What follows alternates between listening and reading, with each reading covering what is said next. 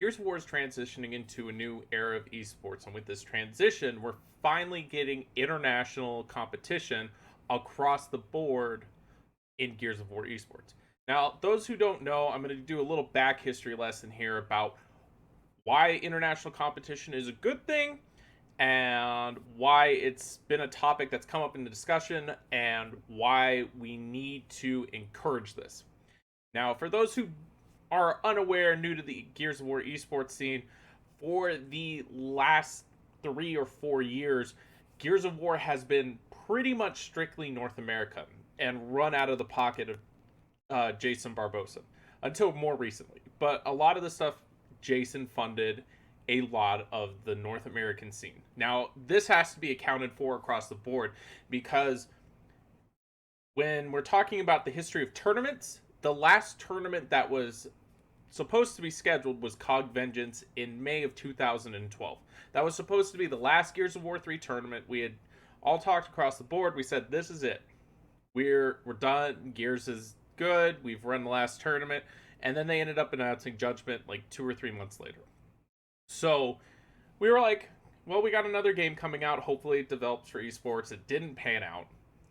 And then Jason, who is a profound lover of Gears, dedicated his time and money to making sure that there were events with Big E Gaming inside of the fighting game community and resurrected this Gears esports scene so that there was somewhat stable of a scene for players and talent to develop over the past couple of years. Now, if we're looking at the broader spectrum across the board, other countries and other regions didn't have this. They didn't have someone who was dedicated and willing to foot the bill for Gears esports to sustain itself. So the Australian scene died, the European scene died, up until last year where Gears UE came out, and in October there was an ESL Pro League and online qualifiers for people to play for money, and it was good. You know, it's something new, but the talent scheme of the international competition dropped off. We have no idea now. And this is a real detriment to the scene because there could be players that are out there that will never know how good they were or how well they would be able to compete on an international level unless they come back and play because the scene dropped off everywhere else except for North America. So there's a big argument going around in the community that the top 8 teams that place at MLG Columbus should go because they're the best talent. Well, the reason you're the best talent is because everyone else didn't have a scene. They didn't have a Captain Barbosa to foot the bill and run tournaments for you so that you guys could have events, so that you could have teams and develop strategy and be the best. And that's something that needs to be accounted for in this discussion.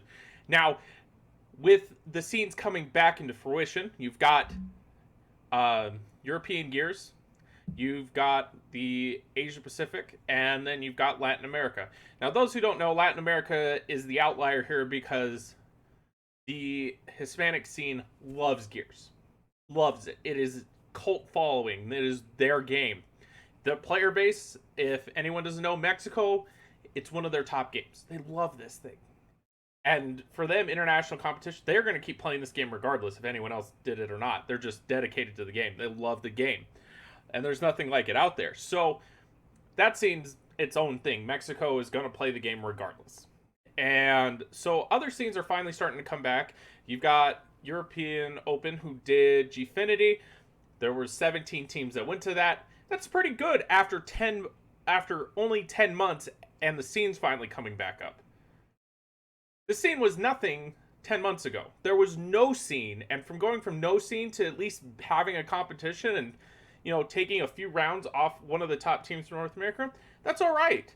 That should be an achievement in itself. It shouldn't be something to be knocked at because what did they have?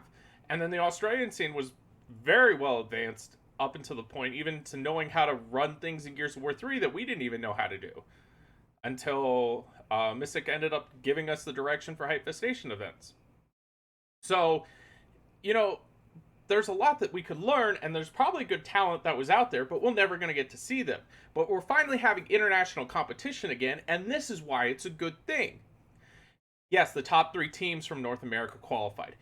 Thank you. That's good. You're giving invitational rights finally for placing top 3 at the event. So now we've got Optic, Dream Team, and Envious. 3 top teams. And congrats to Optic because they just hopped in the scene and took over Enemy's spot. And then you've got, 2 teams that have to qualify from North America through the GB ladders, which, again, gives people a reason to play. And then they have to pick up a 5th within that time period, so it'll be good to see how the teams develop. And then we're taking 1 team from Europe, 1 team from the Asia-Pacific region, and then a team from Mexico. That's awesome. Like, this exhibition, they're calling it like an invitational. It's an exhibition. Nobody's really going to be playing the game for a long time. This is all getting new people on the game to do exposure. It's a marketing tool. It's good to get other people to have eyes on the game.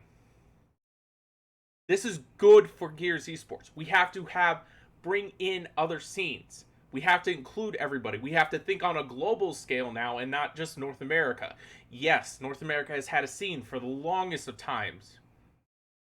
But we have to create opportunities. These guys are getting their flights paid for so that they could come and compete at this event. They are getting the first opportunity ever, maybe, to come to North America and compete and getting flown out to do it. That's amazing. That they don't have to worry about flight costs and hotels and everything else and have to foot the bill out of pocket. They're getting flown in to compete at an event with top teams and represent their region. This is something that we need because, yes, we want to have rivalries. We want to have the EU rivalry, and we want to see what Australia has and see if there's a rivalry out of there. And then Latin America finally having a team come and compete in the US. Like, international exposure is a good thing for the scene as a whole. And having this international exhibition match, yes, I get it that North America's offended that, well, I placed really high in the tournament, I should just be competing. Well, you didn't win. And we have to create opportunities for other players. Because if it's always North America, no one's going to want to compete. No one's going to want to come out to these events. No one's going to want to watch. That's the biggest thing. We have an issue with viewership right now. And if we can grant exposure and show that we are doing things to grow the scene internationally and not just nationally, it will help the game develop. Other regions haven't had the time to develop as other ones have. And Gears of War 4 is a new game, so it's not like they're out of sorts. It's not like they're going to be terribly far behind. Everybody's starting with a new game. And we're going into a competition for a small prize pool and just for bragging rights. And that's a big thing in Gears. We like to brag. We like ego. We like being the top team. It shouldn't be something that is frowned upon or taken away from. I like international tournaments. I like that we're getting to travel on this pro circuit. They're having a trip to Mexico City. I'm excited to go see that if I'm able to go. That's the first time ever a Gears event has been held in Mexico, as far as I know, in a tournament realm. And then we're going to France. And then, again, we're going to be in MLG in Columbus. So there is good exposure coming from an international circuit and an international marketplace. And with all these new teams that are coming up that are going to help support the team and create infrastructure so the teams can play the game at a consistent level and they don't have to have secondary jobs just so that they could play the game that they enjoy, they can actually get paid for it. This is what we want. This is the development of esports that we want to have. And the Coalition is doing a great job at this. I understand that players are hurt and offended that they're not a top 4 team and they have to qualify. Or a top 3 team and they have to qualify. I'm sorry. But everybody needs to know we have to make sacrifices so the scene can grow. It's not about having the best talent. It's about having the best opportunity to bring new players in and to create interest. With that being said, guys, I'm Waldo. I'm a caster and analyst for the Gears of War scene. Please like and subscribe below. I do enjoy making this content, and I'll be continuing to do so later this week. Also, check out our new series that we started called Full Red GG with myself and Sundown. And with that being said, guys, have a great day.